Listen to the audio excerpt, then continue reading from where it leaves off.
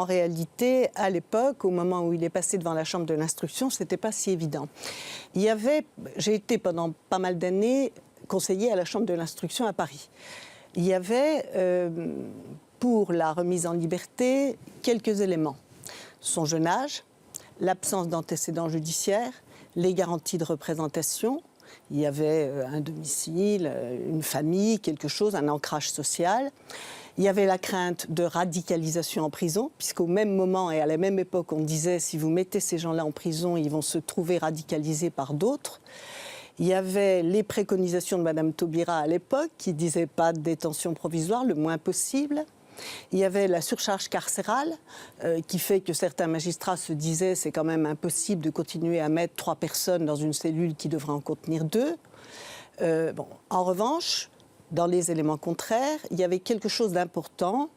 Il faut être juge, mais il faut être objectif. C'est d'ailleurs la qualité d'un juge. C'est qu'il avait déjà violé précédemment un contrôle judiciaire en repartant. Et ça, c'était un élément qui faisait qu'on ne pouvait pas lui faire confiance.